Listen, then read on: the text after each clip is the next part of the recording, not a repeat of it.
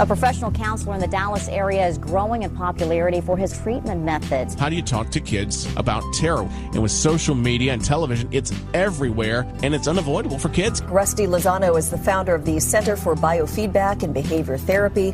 He's also been nationally recognized for his work with brain mapping. He's created a gym to work out the mind. His office features an obstacle course. Rusty Lozano is a licensed professional counselor, helping children with headaches, with anxiety, ADHD, and more. Here's where Lozano comes in. He teaches kids how to think their pain away with something called biofeedback. A North Texas therapist is treating patients in this unconventional way. We have Rusty Lozano who's joining us today. He's a licensed professional counselor. We put together an unusual treatment for teenagers who are struggling with mental issues, except he's taking this now a step further. Rusty Lozano, a leading therapist and pediatric biofeedback therapist based in Texas at the Center for Biofeedback and Behavior Therapy. And Rusty, thanks for being with us tonight. Rusty Lozano, a father of 4 and also a professional counselor in Texas, says it's all about being a credible resource to your children. The Therapy Hour with Rusty Lozano, your dedicated resource for mental health news, views, and tips you can use. Brought to you by the Center for Biofeedback and Behavior Therapy in Addison, Texas. And now, here's Rusty. Hi, good afternoon, and welcome to the Therapy Hour. I am your host, Rusty Lozano. Excuse me. Boy, it's starting to really look like summer outside. Sun is out. Rain is behind us. We've been having a lot of rain. A lot of really incremental weather heading south in Houston and a lot of floods. It's kind of scary. It's the second summer it's kind of done that. Today, we're going to switch gears a little bit. My practice, I work with patients of all different types of genders, identities, ages, and I do work with couples.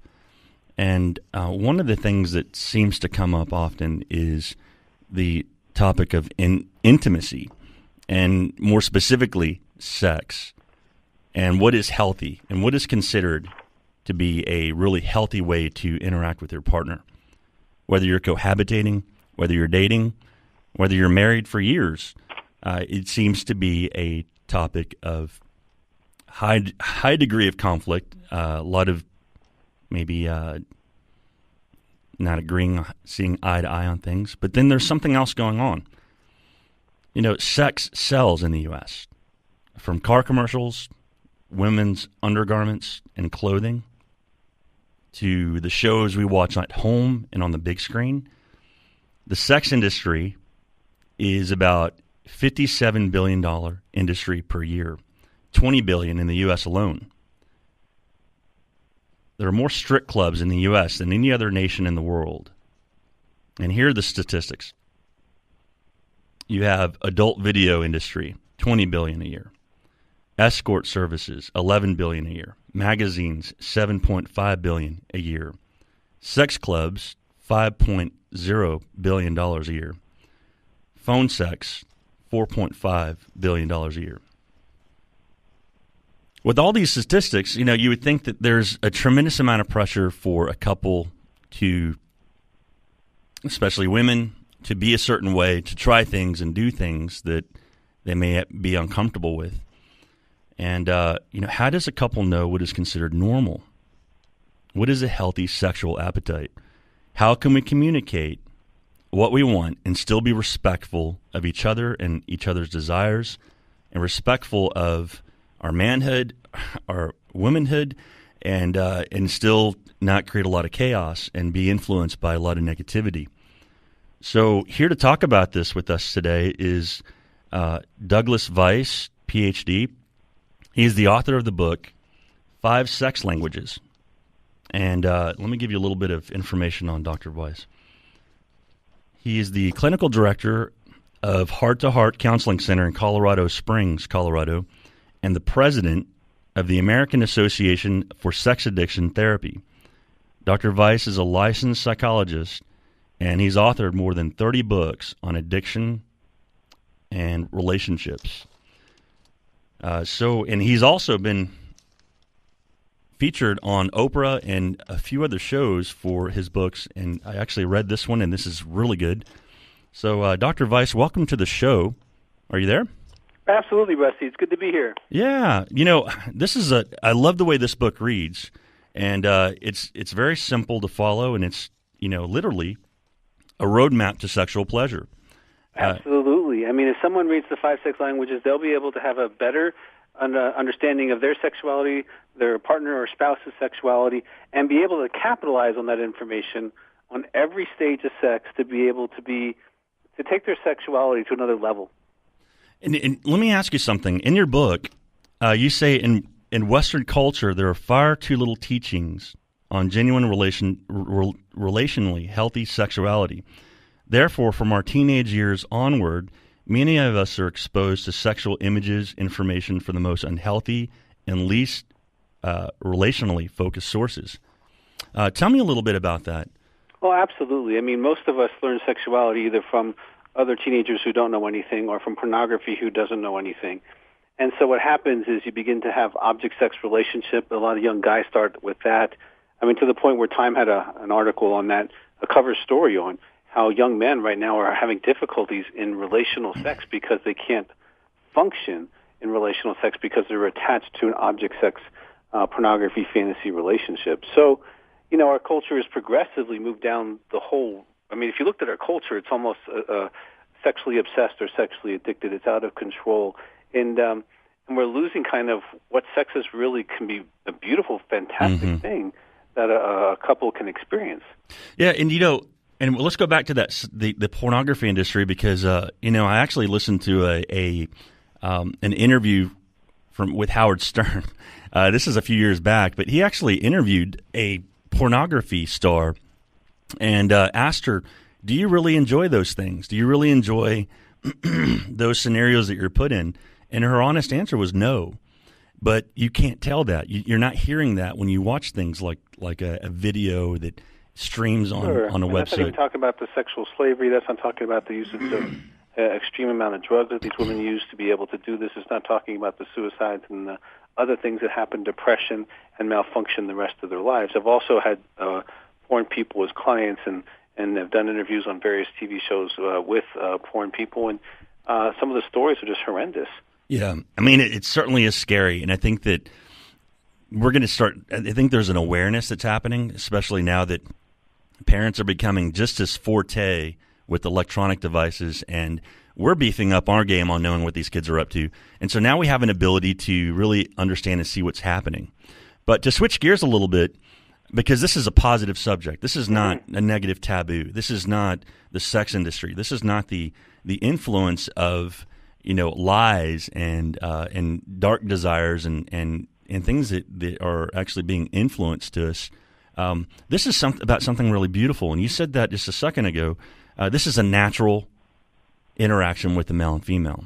Sure, no, sex is awesome, but the problem is that we look at sex sometimes one-dimensionally, give me 5 different positions, and that's going to make it happen. But see, sex is much more complicated than that.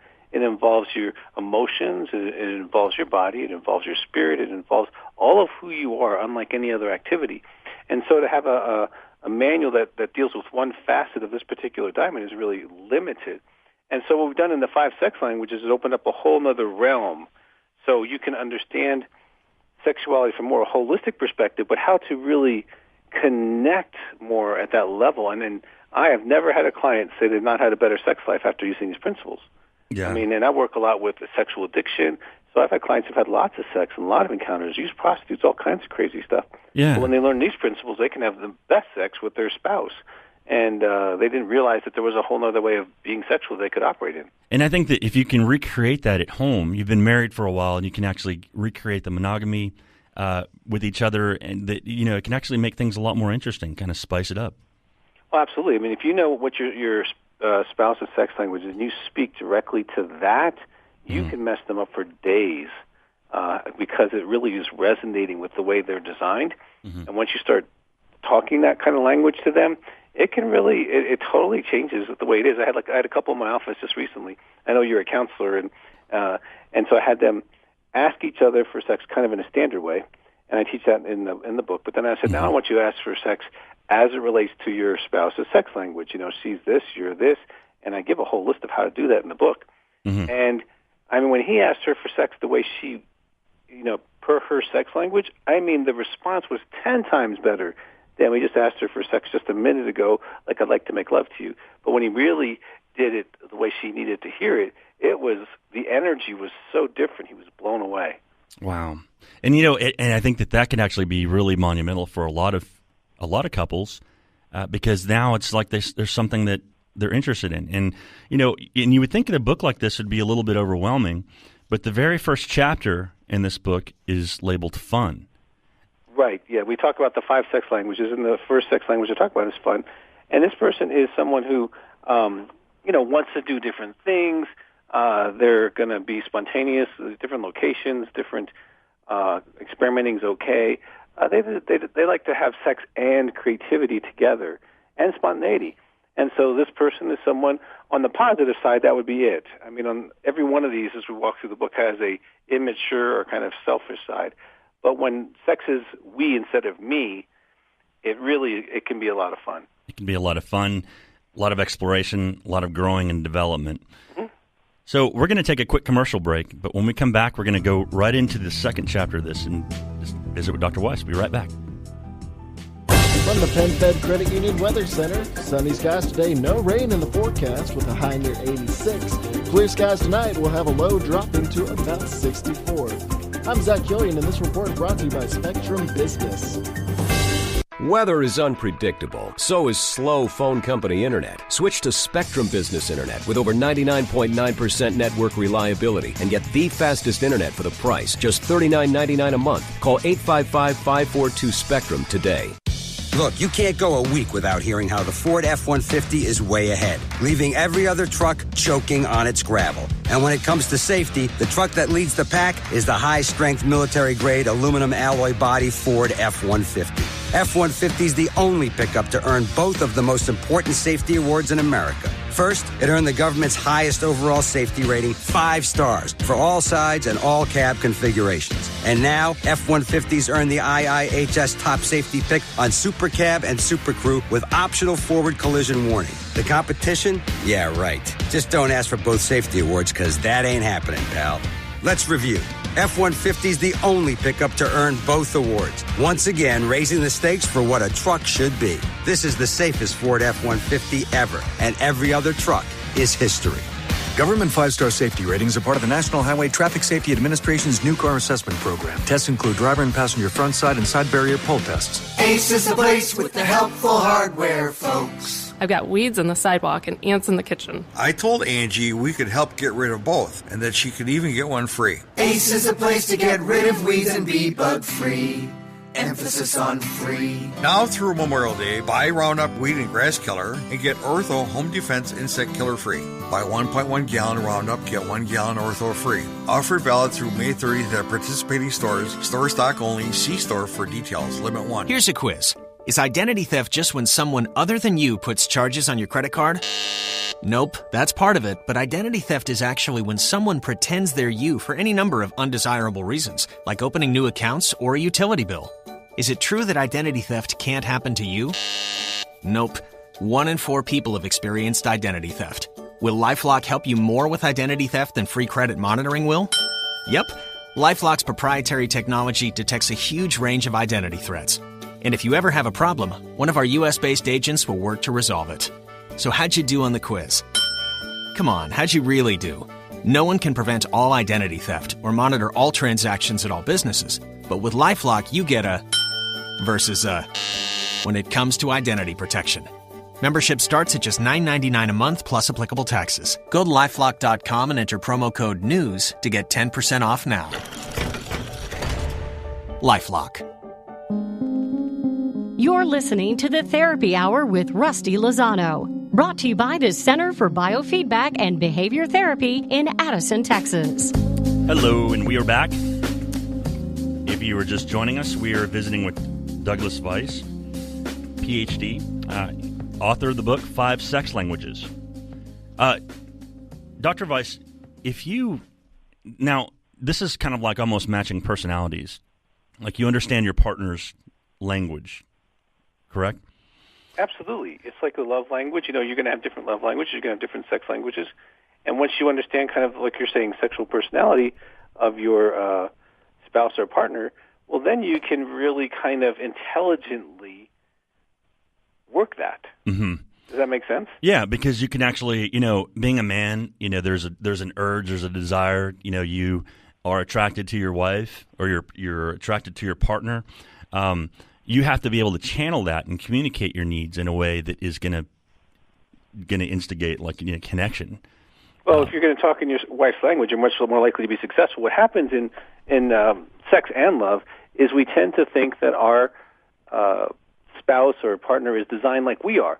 So we keep trying to use our methods, but they speak a different language. So they stay frustrated, we stay frustrated, and people do this for decades, Rusty. Yeah. I mean, you know that. You're a counselor. Mm-hmm. And so this helps them not to be frustrated and actually, intelligently be lovers towards their spouse or partner for, as long as they want to be together. And this would actually result in a lot of non-connection affection moments, right? This is where not now I have a headache, or, there's an unhappy partner because she has to continue to conform. Okay, I have to. It's a chore for me. Well, yeah, like suppose that she's a patient love language, sex language, and he's fun. Well, those two are two almost opposing sex languages, but they often get married. Yeah. What's interesting about that? If he's patient, he wants sex a certain way, one way, take your time, all that kind of stuff. And if she's fun, she's going to be really frustrated with him. He's going to be really frustrated with her until they understand their sex language and say, oh, you're just made differently than me. Okay, well, let's make some room for how you want to do it, maybe on Tuesday, and how I want to do it on maybe Thursday. Mm-hmm. And we can, flip the coin for Saturday. However we want to do that, now we can have a language to actually talk through what we're experiencing. Yeah. Well, let me ask you something. Does this love language, the sex language, does that change in an individual? It really doesn't. It tends to, if you get married over years, you might move towards your spouse's sex language just because you're able to enjoy that. Yeah. Like, let's go back to fun and patience. Well, the person who's fun may actually begin to enjoy, the 20 or 30 minutes of touching patient's back and their body before you even have sex, instead of jumping right into it, because this works better for the patient person.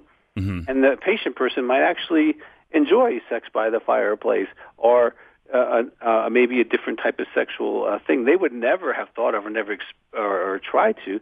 But if they can open their minds up to it or the body, they can say, hey, well, that actually was good. I like that. We should, maybe that we can incorporate that into our what we call ingredients into their sexual lifestyle. Yeah, so it's almost like if you enter their personal environment, you enter that emotional state that you can actually move around within those moments. And so a person that has a patient sex language might actually start morph into more fun and trying experimentation. Is that what you're saying? Yeah, they might move towards it. I doubt that they'll go from patience to fun, but they might move toward at least being okay with some of that. In the affectionate moment, correct?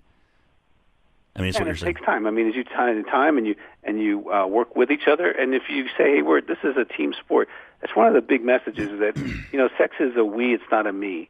Yeah. And the me people, no matter what sex language they are, they tend to be selfish and they tend to do it only my way, mm-hmm. and my way is the right way, and your way is the wrong way, and you should, and they start shaming their spouses because they're different, and that's where it gets into painfulness in the relationship. That's where the frustration comes from. My wife and I, when we were undergraduates in college, we were both psych majors, and we did this experiment and went out to a movie theater, and we had these personality cards. And the personality cards were they were color-coded. And so we would go up to couples, we'd say, hey, would you like to take a survey? And we'd separate them. I would take the male and she would take the female. And then I was like, okay, put these personality cards in order, in a particular order, strongest personality trait first, and vice versa. And then they would actually rate their partner. And then we would go back, and our statistics showed that opposites attract. Do you see that a lot? In your field? Yeah, that's true in every area, financially, parenting, sexually, room temperatures, food. Marriage will balance you in oftentimes. Mm-hmm. And so, but even in sexuality, it's not a place where you expect there to be differences, but there almost always is. And And when there are, the problem is, Rusty, they don't have a language to deal with that. Like if they're financially different, one's a spender, one's a saver. I mean, there's 50,000 books on that. And so they can learn how to work together and move towards the center on that. Have an allowance for the spending, but it stays inside the budget. Okay, that's a compromise.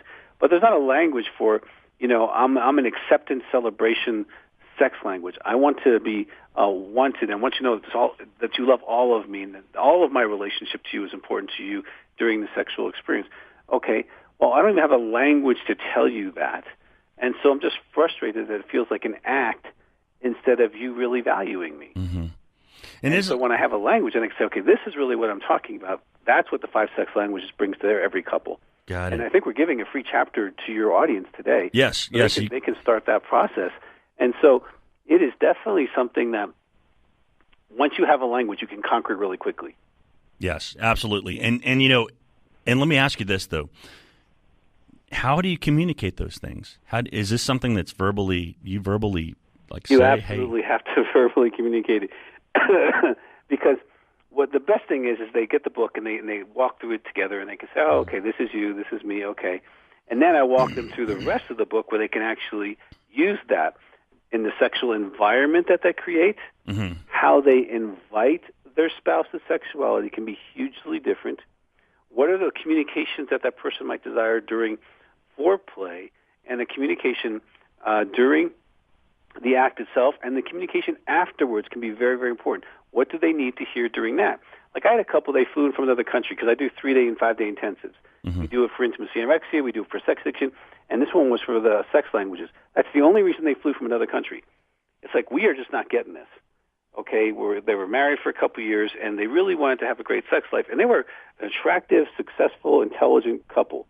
Okay, and I'm like, okay, so we talked through a little bit, and he made assumptions about her sexually that were totally wrong, and vice versa. And when we actually gave them the language, said, okay, now walk through this, talk through this tonight, and then I want you to practice this. They had the best sex even in a few days. Wow. Okay, and that happens a lot because once you give, reasonably intelligent people some paradigms that they can think through and start working with, they are able to put together an incredible sexual life. Mm-hmm. It's like the playing cards are there, but you haven't really known how to play the game. Well, they don't even know what to call the cards. Yeah. And what would you call the cards? Well, we call them fun. Yeah. Desire is sex language. That's the person who wants to be wanted. That you wanting me sexually, you wanting my sexual, you wanting me is really the most important thing for them. Pleasure for them is being wanted. So that's what's important to them. Pleasure. This is what I call the sex professor. This person they're going to learn about sexual pleasuring themselves, sexually pleasuring the other person. They want to keep growing sexually. They're kind of this ongoing sexual evolution person. Mm-hmm. Now, again, if they marry someone with the next language, which is patience, that can be a little challenging, and often is. Patience is they really like to take their time, and they like to stay within a very comfortable zone of sexuality, kind of the same thing again and again and again would be fine for them. This is a person who can eat the same cereal for 30 years. Mm-hmm. Okay? And so for them, the gentleness, taking your time is really important. And then the last one, acceptance and celebration, which we kind of alluded to. This is that you love all of me, that they feel celebrated for the person they are to you, the different roles they play, and all of that. So pleasure is heightened with words of gratitude and connectivity with them for like all of who they are to you. And so once you start having the language of these cards, as you called them, then you can say, okay, I'm blue, you're green. So how do we get this together? How do we work together? How do you communicate that? And this is something that can be learned at any age. Excuse me. This is something that can be learned at any age. I've worked with 20-year-olds. I've worked with 60 and 70-year-olds. Because see, the reason I wrote this book, I've been putting couples back together for 30 years. Yeah. I work with sexual addiction, so that's a very damaging thing for couples. I work with intimacy and anorexia, which is its own another topic, and how they avoid and connect. And in this book, we talk about those roadblocks as well as sexual trauma. And so putting together sexuality is what we've been doing. And what I've realized over the years is that they're just different. Yeah. And once I understand they're different, and then getting the language for their different, I've worked with thousands of couples, and saying, okay, this is definitely a pattern. And once we can give them a language, seeing the expedited growth of their sexuality is huge. And they do it without shame, and they're not frustrated that she likes the same thing again and again and again. They understand that's who she is. She understands that he might want to have fun, or he might be, if he's a worse person for her, might be, he's the pleasure. He wants to try and experiment and do that. Okay, well, that's going to have to work together, okay? And say, okay, on Tuesdays you can experiment and fun, we can try something, but, maybe twice a week it's my way. So that we're, okay, however, as long as you can negotiate that together. As long as you can negotiate it and actually verbalize it and really have open communication about this. Mm-hmm. This sounds like it's really a key card to get into the emotional state. Excuse me, I'm struggling with my allergies today. You live in Texas, of course. I do, and the sun is out, and I think it's drying everything up, so it's kind of what happens. The air is much cleaner in Colorado, that's what I hear. Absolutely. So this is really a key card into deeper affectionate state emotions, because, you think about the whole idea of copulation. The original idea is that it's designed to actually recreate and make children and have, but then there is a whole other side that is connectivity, and we're going to discuss that when we come back from this commercial break. We'll be right back after these messages. From the Penn Fed Credit Union Weather Center, sunny skies today, no rain in the forecast with a high near 86. Clear skies tonight, we'll have a low dropping to about 64. I'm Zach Killian, and this report brought to you by Spectrum Business. Weather is unpredictable, so is slow phone company internet. Switch to Spectrum Business Internet with over 99.9% network reliability and get the fastest internet for the price, just $39.99 a month. Call 855-542-SPECTRUM today. We all know that spring showers bring flowers. You went to elementary school, you learned that one. But do those spring showers make you regret not cleaning out your gutter? The last good rain we got, did you hear that familiar sound of the water lapping over the gutter and splattering on the ground outside your window? That might actually be the sound of your home's foundation being damaged or your soil being eroded, which leads to that in the first place, or eventually. Leaf Guard, one-piece covered gutter system, perfectly engineered to let the water in, keeps the leaves and debris out, and best of all, Leaf Guard gutters do not clog, but if they ever do, which they won't, you can rest assured they carry a lifetime no-clog warranty. This month, get 75% off labor and $200 Visa gift card with a qualifying purchase. Set up your free gutter inspection and estimate today and get a $25 gas card just for letting Leaf Guard show you how they can make your life easier. No purchase necessary. 214-504-2154. That's 214-504-2154. Or go to their website at guttersdallas.com. The Russ Martin Show. I wouldn't breastfeed a child up here in our men's room. I don't know what the ladies' room looks like. You take a kid in here to our men's room up here to breastfeed, the kid's going to pray for SIDS. Especially after what I did to it earlier today. The Russ Martin Show. See right there? See my a-hole? It's looking at you going, you have a circle of trust. Back Monday morning at 7. Talk Radio 1190. A Napa guy knows the only way you'd give a freshly minted driver a brand new car is if he promises to never drive it. Instead, let him grind the gears and knock over the neighbor's mailbox in something a little more suited to his skill level. And with over 400,000 parts and a little Napa know-how, he can safely drive something that's nearly as old as he is. It's not perfect, but it's perfect for him. That's Napa know-how. Colonel Sanders here to tell you that the two-piece KFC $5 fill-up is a real meal for just $5. And the chicken pot pie KFC $5 fill-up is a real meal for just $5. And the famous bowl KFC $5 fill-up is a real meal for just $5. And the chicken breast KFC $5 fill-up is a real meal for just $5. And the tenders KFC $5 fill-up is a real meal for just $5. And I can't believe you just listened to all that. KFC, Colonel quality, guaranteed. Limited time offer at participating KFCs. Tax extra. Texas. It's a big state with a whole lot of wind blowing around. What can we do with all that wind?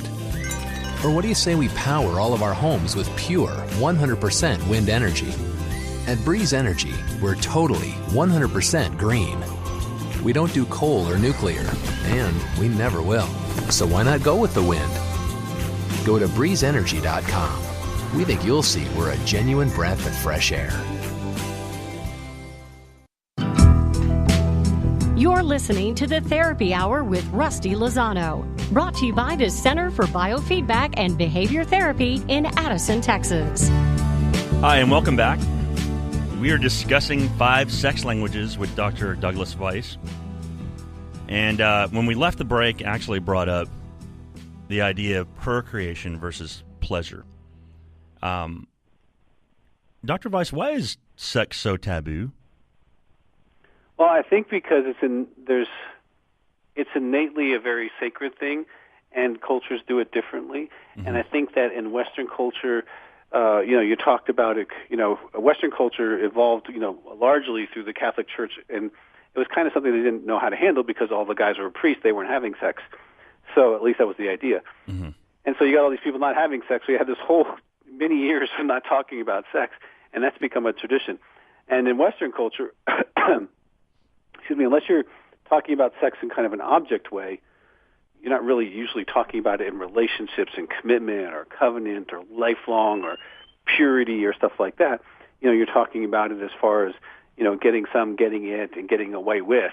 Mm-hmm. And so, the conversation since the sexual revolution has really changed from kind of sex as something that has value mm-hmm. to sex as something that is about entertainment. And sex is something about having really no value. It's no more than a handshake. Because, hooking up is kind of very common. And so the dialogue since the 60s on sexuality has changed significantly. And the culture's kind of gone down that whole path of that dialogue. And it's so different in different parts of the world. I traveled abroad in 1998. I went to study in Rome with my college, and I went to Amsterdam. And in Amsterdam, they have a red light district. Right. And so the red light district, you're walking down, and of course, like one of the main reasons that a lot of students go there is to, experience smoking marijuana legally. But they also have prostitution there. And the prostitution, the way that they do it, it's so different because you're walking along, and it's like you're window shopping. Yeah, they just stand in the window, and you point to that one and say, I want that one. Yeah, and they're...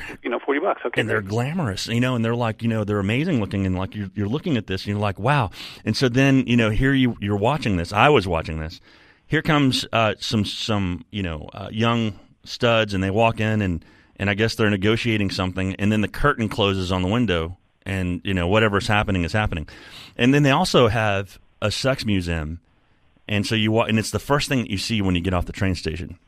And you go in, and curious, what is this? You go in, and there's couches that look like, phallic symbols, and just a whole array of collection of all these sexual things. And then, we move over to this country, or we think we move the idea of having sex over here, and they just opened up a Condom Sense next to one of my favorite restaurants. I favor this restaurant called Pho, and anyways, I walk in, and I go there so often, they already know what I want. It's home away from home. But they actually opened a Condom Sense right next to it, and there are always people in there. Is that okay? Yeah. Where was that? Condom Sense? Are you familiar with? What city are you in? Oh, I'm in Addison. Oh yeah, so in Dallas. Well, there's a lot of strip clubs in Dallas. No, this isn't a. So this isn't a strip club. This is actually a. They sell like sexual. It's a sex shop. Yeah, and they sell all kinds of different toys, things. Oils, stuff like that. Toys. Yes, exactly. Yeah. Well, that's. This is America. If you're allowed to buy the lease, you can put whatever you want wherever you want. I mean, is it helpful? Probably not. Yeah. But there's a market for it. There's a market for it. People are going to buy it. I mean, that's the way it is. And there's nothing wrong with someone wanting to be creative or have fun within their sexuality. I don't think that I wouldn't necessarily put it next to a kid's store or a restaurant, but that's, Yeah, it is a little weird. That placement is a little strange because the area that I'm in, it's actually it's very metropolitan. There's a lot of restaurants, a lot of places, really nice places to shop. And so they have a few of these, and that's one of the locations that they just chose. And the other one is actually further down the street next to another restaurant. So they're just kind of everywhere. But, you look at that. Research shows that people who have food have sex, too. I don't know. Hey, you go and eat first, and then you go and, make a stop and I guess, Get be oiled fun. and go home, right? Exactly. But I think that, things like that, are they considered okay? Is it okay for a couple to experiment around and have fun? Absolutely. As long as the couple's both consenting and they're both adults, it's totally fine. I think I think that has to be that consensual component, because if you don't have that, then you start kind of leaning a little bit towards the deviancy. And well, it also builds resentment in the relationship. Yeah. If anyone feels forced or controlled or manipulated into anything, not just sex, but even doing chores or, paying money they don't think they owe or whatever, if they feel forced or manipulated, it takes the couple down the road of resentment. And if one person stays immature in an area, and that resentment can grow over years, and it can eventually kill a marriage. Absolutely, it can, and it can create a lot of resentment. And there's that just coming home, and it's a routine. Let's talk about your book. You identify roadblocks. What are some of these roadblocks? Well, we mentioned a handful in the 5 sex languages, and that is, the first one is sexual addiction. So if someone's got addiction to pornography, self-behavior, behavior with others outside the relationship, that can create a huge problem in your sex life because of the mistrust, the infidelity, the duplicity of their sexuality. The second one is intimacy anorexia. This is the active withholding of emotional, spiritual, and sexual intimacy from their spouse. So they might be having sex with themselves 3 or 4 times a week, but they're not touching their spouse for weeks or months or years at a time. The characteristics are they're too busy for you, they blame you, they withhold love, they withhold praise, they withhold sex, they withhold spiritually. They also are unwilling to talk about their feelings. They use anger and silence as a way to control. They have criticism towards you. Sometimes they control or shame around money. But the spouse feels like a roommate. And the third one we talk about is sexual abuse. Undealt with or untreated sexual trauma can definitely limit your sexual experiences and repertoire in your current relationship. I agree with that. And I've seen I've worked with patients that have had been sexually abused, and that becomes a real issue, being affectionate with somebody. It's that vulnerability and being able to be open to something like that. So it is something that you need to work through. And would you recommend people go and seek out help for that? Absolutely. I mean, you're in Dallas, they can come see you. If they want to come and do intensive in beautiful Colorado, while it's sweating hot there, they can come see us. But yeah, I'm a survivor of sexual abuse. I'm a recovering sex addict.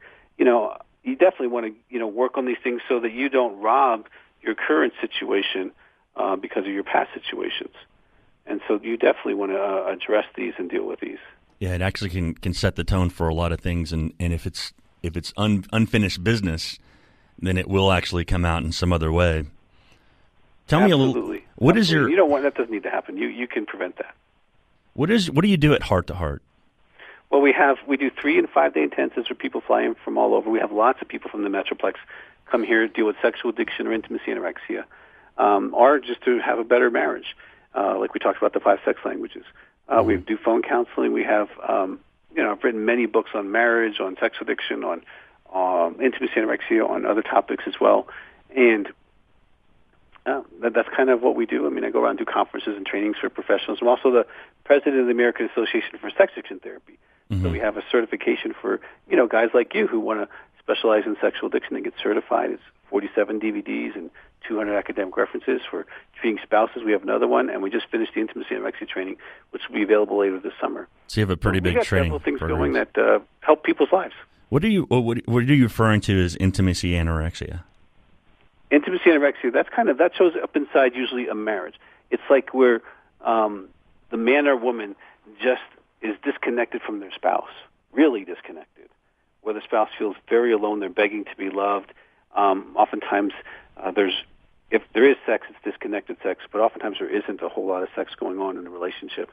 And that's its own thing. We've coined that phrase. It's kind of something, again, as I was working with sex addicts repairing marriages, this was another thing we discovered. Hey, there's this whole intimacy anorexia thing going on, and a lot of couples have it. Mm-hmm. And so we wrote a book and a workbook, and there's a 12-step support groups for those and stuff like that. And so, yeah, intimacy anorexia is a real deal. I mean, it's a very painful situation. I'm sure you've had couples who, we're just disconnected. We don't know why we're married, and we haven't had sex in 6 years, and oh, okay. Mm-hmm. So we deal with that every week. Yeah, and you're just cohabitating at that point. Yeah, if your relationship seems like a functionship as opposed to a relationship, you might be in a relationship with an intimacy anorexic. Yeah, definitely. I can see that. I actually know a few of my patients that are actually experiencing that. Yeah, absolutely. And so every counselor does. That's why we wrote the book on that, and we did the whole certification. I just finished taping 30 hours of training on that. Wow! Because counselors are seeing it, but they don't know what to do with it. Yeah. And walking them through what to do with it intelligently, man, it can change a couple's life dramatically. Yeah, I can imagine that. Tell me about disconnected sex. Well, it can have several versions. One form of it is that the person's going to an altered state or a fantasy state. That's just where they're fantasying about others or even their partner in a different scenario. And so they leave their body and they kind of go to the fantasy world, and they're having that disassociated sex there. So they're actually they're going through. They're having their body's present, but they're not really there. So they're actually having sex, but your mind isn't really into your partner. About the dishes or what she's going to do afterwards or stuff like she's not present. They're not using, like what we talk about in the 5 sex languages.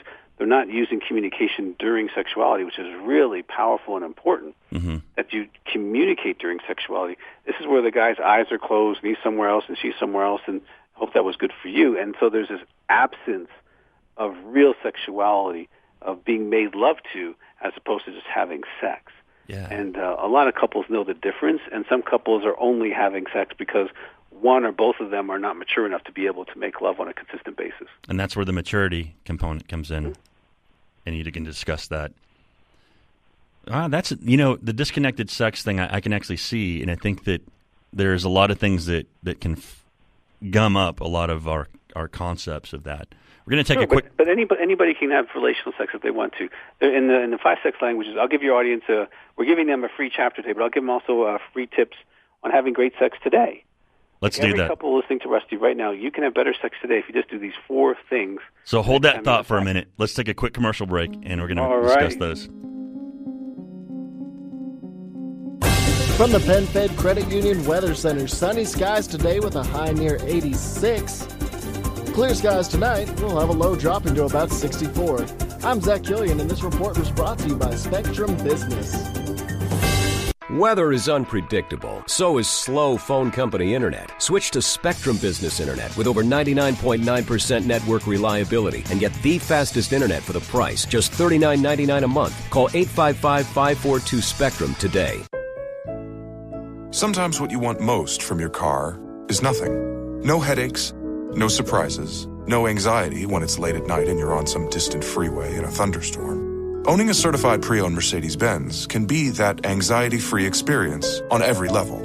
You know you're in one of the safest and most thoughtfully engineered vehicles on the road. And with an unlimited mileage warranty, you can drive as far as you want for up to 3 years, with roadside assistance included. Your sense of confidence and adventure are as unlimited as the warranty itself. Now you can drive the car of your dreams and realize that nothing is everything. And during the Certified Pre-Owned Sales event going on now through May 31st, you can receive 2 years of complimentary prepaid maintenance and special financing available through Mercedes-Benz Financial Services. Only at your authorized Mercedes-Benz dealer. You've waited long enough. See your authorized Mercedes-Benz dealer for complete details and limitations on certified pre-owned warranties. Colonel Sanders here to tell you that the 2-piece KFC $5 fill-up is a real meal for just $5. And the chicken pot pie KFC $5 fill-up is a real meal for just $5. And the famous bowl KFC $5 fill-up is a real meal for just $5. And the chicken breast KFC $5 fill-up is a real meal for just $5. And the tenders KFC $5 fill-up is a real meal for just $5. And I can't believe you just listened to all that. KFC, Colonel quality, guaranteed. Limited time offer at participating KFCs. Tax extra. Hi, can I help you pick out some flowers? Yeah, I need a centerpiece, but these yellow ones are too bright for a fundraising event. Do you have anything in gamboge? Gamboge? Gamboge. As a small business owner, you've got enough to deal with. Let the experts at Progressive insure your business so you can focus on gamboge. With over 30 commercial, auto, and business coverage options, we'll build a plan that's right for you. Oh, and they need to be hypoallergenic. Visit ProgressiveCommercial.com to get started. Progressive Casualty Insurance Company and Affiliates. You appreciate the feeling of a clean, smooth shave from a quality blade. So why are you messing around with generic razors that cost $32 for an 8-pack when you can shave with Harry's high-quality German-engineered blades for half the price? Harry's will give you their starter set, complete with a razor, 3 of their world-famous blades, and shaving cream for just $15. And shipping is always free. We'll also give you $5 off your first order. So go to harrys.com right now and enter code 7788 at checkout. Code 7788. You're listening to the Therapy Hour with Rusty Lozano, brought to you by the Center for Biofeedback and Behavior Therapy in Addison, Texas. Hi, and welcome back to the Therapy Hour. We're discussing 5 sex languages with Doug Weiss, Ph.D. And right before the commercial break, we were just about to get into some nitty-gritty. Tell us, you were actually going to discuss 4 tips for better sex. Oh, I forgot. The suspense is killing me. You would get a bunch of emails. Or Yeah. I would, one or the other. But yeah, the 4 tips are in the book, but let me go through them real quick. And this is for today or this afternoon or this evening or whenever you get to have a sexual encounter with the person that you're with. And that is eyes open. Keep your eyes open. Look into each other's eyes, experiencing each other's, not just body but soul. Really look at them. Look into them. Really can make your sex mind-blowing. Totally different encounter if you're used to closing your eyes. Number 2, have some kind of light on. Doesn't have to be theatrical lighting, just simple candlelight can be fine, but enough that you can be beheld and behold the person you're with. And thirdly, nurturing conversation, especially if you know how to use the 5 sex languages, use those words. They're very powerful, but talk during sexuality. And I'm not talking about like dirty stuff. I'm talking about really nurturing conversation. And the 4th tip is say thank you. I mean, most of us say thank you if someone opens a door or hands us a salt shaker, but after all the time your spouse or partner puts into pleasuring you, rarely do they ever hear the word thank you. So say thank you. It's just a kind thing to do. So those 4 tips can help you today have better sexuality. And I like that because it teaches you how to reconnect with your partner. And I don't know how we all, if people do that or how they end up desensitized to these things. It could be that you're really into each other in the beginning because attraction is so strong when a relationship first begins. There's that honeymoon state, and then over the years, I guess it becomes more of a routine, or I don't know what happens, but there's always ways to rekindle that. And it doesn't mean that because you're not attracted to your partner, or I'm sorry, let me go back. It doesn't mean if these things aren't happening or if sex isn't exciting, you're not attracted to your partner, or the relationship is dim. It's just that there needs to be some maintenance. Yeah, and absolutely. And so what you can do is if you stay engaged during sexuality actually grows over the length of a relationship. So if you're staying engaged sexually, emotionally, and connecting to each other, over the years, sex should get better, not less or so routine. It's kind of like, well, I hope that was great. Yeah, have a good night. Love you too. It should stay engaging. And every encounter is different. It's just the way it is. So you can have thousands of encounters with someone and really enjoy them your entire life. Yeah, and that's something that you can actually start today. I mean, just dialoguing and spending the time to connect with your partner, and this gives you a great roadmap. How can people find you, Dr. Weiss? I'm sorry, what? How can people find you? Do you have a website? Well, we have one for you today called it's 5sexlanguages.com /the therapy hour, and anyone in your audience can get a free chapter of the 5 sex languages, and that's a free thing. Or they can go to drdougweiss.com, and we have a free app for marriage tips every day. There's lots of books there that they can do there. There's newsletters. There's all different kinds of stuff for that, and they can always call my office at 719-278-3708. And, if they just Google me, they're going to find me. I'm Dr. Doug Weiss. And so that's W-E-I-S-S. You're kind of saying it in the German version, but it's W-E-I-S-S. And so, yeah, they'd be happy to connect with people. We respond to emails as quickly as we can and all of that. And on the Facebook, you guys, the audience can go to the Therapy Hour with Rusty Lozano on Facebook, and we have actually a link for that landing there. Oh, good. Yeah, so anybody who page and do that. That's fantastic. Anybody can land on there and actually and download the book. It's actually very rich. I really enjoyed this book. Dr. Weiss, how did you get into this? Well, as we talked about earlier, I've been putting marriages and sexuality together for a long time. So this just gave, once we start seeing the differences, we gave it a language, it started resonating with people, and it's like, okay, this works. And once we knew it works, so we put it in the book form. And the sex languages work, but we also teach couples how to set up their ingredients, what they want in their sexuality. And then one of the final chapters is how to actually set up a sexual agreement. How often do you want to have sex? Initiating it back and forth so both partners are being initiated towards and participating in that way. And so there's a lot of information on how to just do the daily exercises and connecting emotionally outside the bedroom, so that when you go into the bedroom, you're emotionally fit. Mm-hmm. And so it's really, like you used the word rich, it really is. It's not a very thick book, but it's very practical, because I know couples, if in a couple hours they can go through this together, they can totally change their sexuality. And that was the goal, was to make it simple and easy to be done, because they're not going to read 400 pages, so this is very easy to read. Yeah, it is an easy read, and I think that it goes, and these are things that you actually highlighted also, the shaming component. You want to work through that and not feel as if, well, I'm too embarrassed to ask, or or already assume that she wouldn't want to, or he wouldn't want to. This is something where you really want to open up the lines of communication, and this book will actually give you the guidance to do that. Yeah, you don't want to read your spouse's mind, but you can, definitely in there we talk about asking. I'm amazed, Rusty, how many couples, they come and do intensives, and we have an exercise where they ask each other for sex. How many couples have never, I'm talking 10, 20, 30, 40, 50 years of marriage, have never asked the other person, I would like to make love to you. Yeah. They rub their heads or feet or touch the back or kind of grope or whatever. Come on, right. It's kind of like caveman approaches to sexuality. Right. And in this century, we should be able to have intelligent approaches to asking for sex. And I think that model, I mean, just the physical initiation, the look on your face, coming on to your partner, that kind of could lead to a lot of that rejection. It could lead to a lot of those negative experiences that have now created that negative association that I don't want to. I'm too embarrassed to ask now. I'm too embarrassed to say anything. This is how I felt, and I felt so shamed that it's not something I want to try again.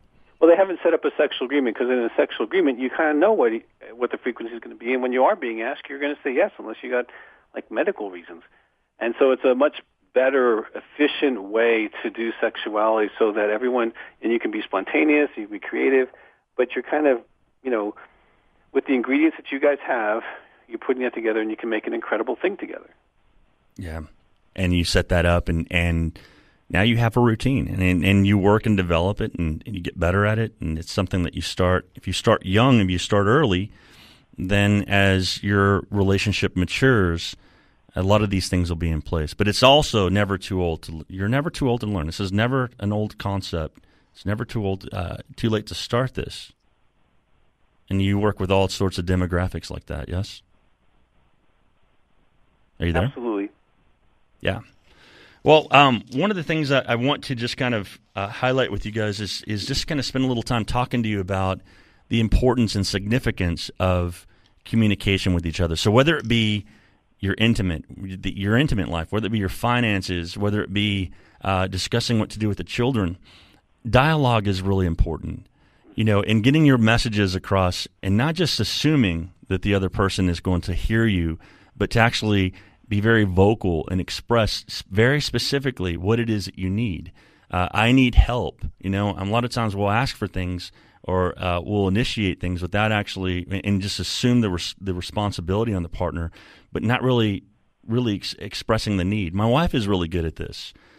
She actually is super efficient at being able to say, I need help, or I'm overwhelmed, or I feel angry about this. And so being able to put an emotion first, and then going back and then coming up with a plan really sets the tone for improvement.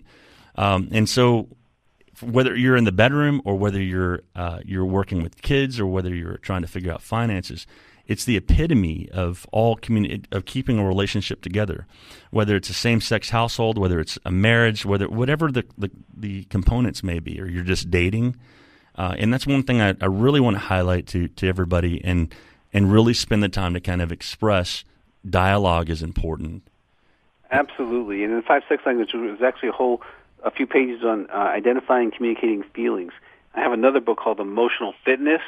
So if someone's really struggling with, I don't know how to share my feelings, whether it's a guy or a girl. In 60 days, they can go from, kind of challenge to champion on emotionally fit, where they can identify feelings, they can communicate feelings, they can feel feelings, and they can switch feelings.